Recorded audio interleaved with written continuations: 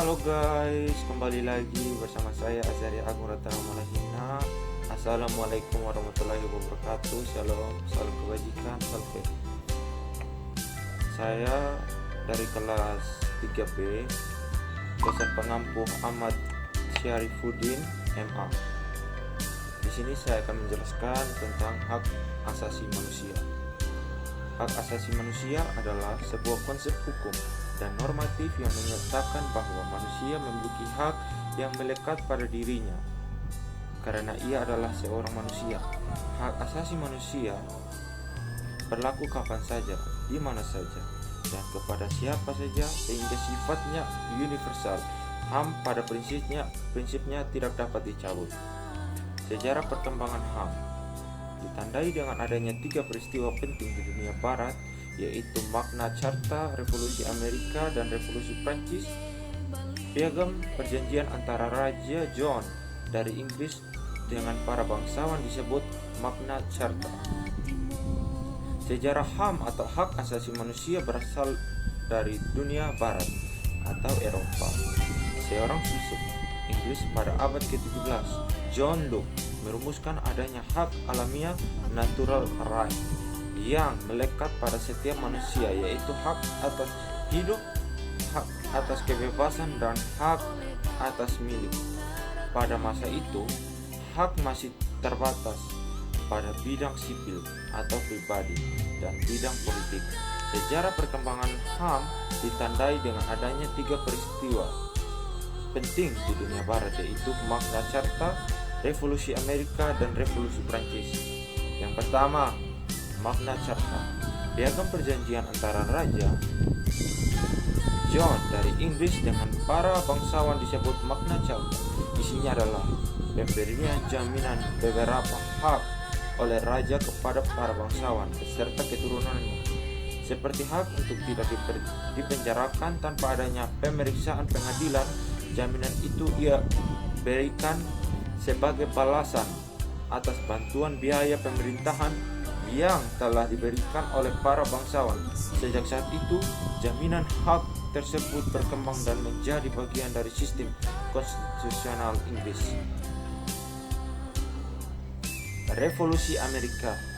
Perang kemerdekaan rakyat Amerika Serikat saat melawan penjajahan Inggris disebut Revolusi Amerika.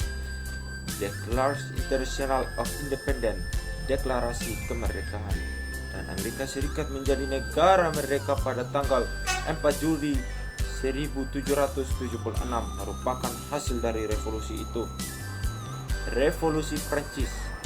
Revolusi Prancis adalah bentuk perlawanan rakyat Prancis kepada rajanya sendiri yang telah bertindak sewenang-wenangnya dan absolute.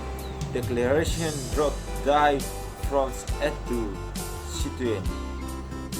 Pernyataan hak-hak manusia dan warga negara dihasilkan revolusi Prancis. Pernyataan itu memuat 3 hal, yaitu hak kebebasan, liberty, kebersamaan, equality, dan persaudaraan, fraternity. Dalam perkembangan, pemahaman mengenai HAM makin luas sejak permulaan abad ke-20.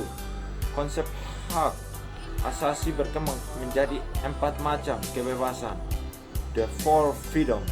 Konsep ini pertama kali diperkenalkan oleh Presiden Amerika Serikat Franklin Roosevelt.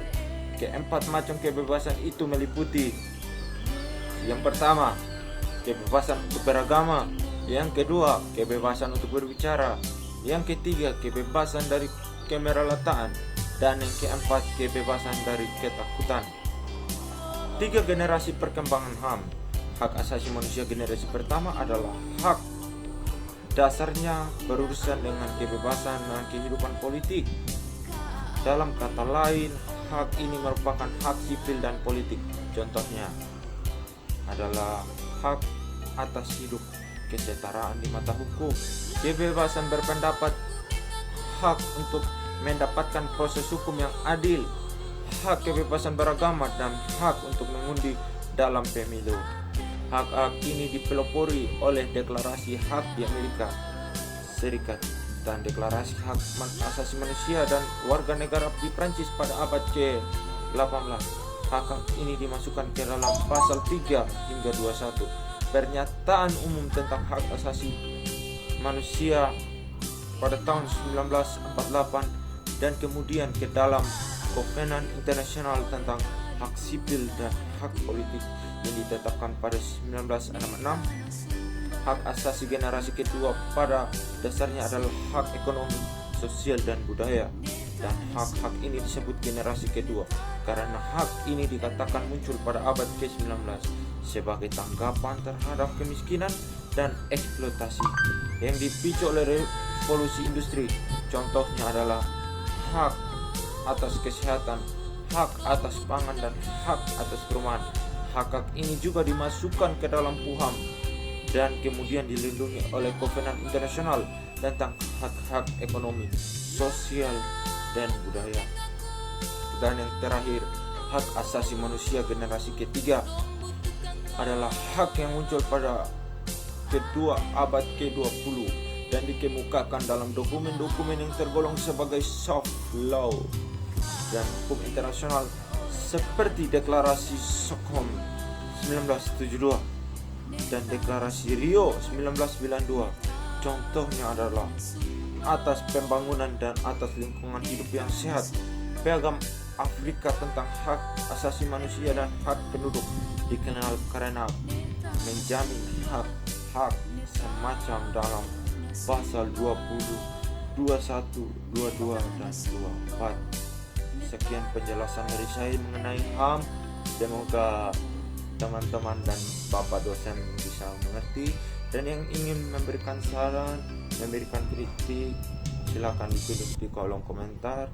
Sekian dari saya, Azhari Agung Ratna Malahina, pamit undur diri. Terima kasih.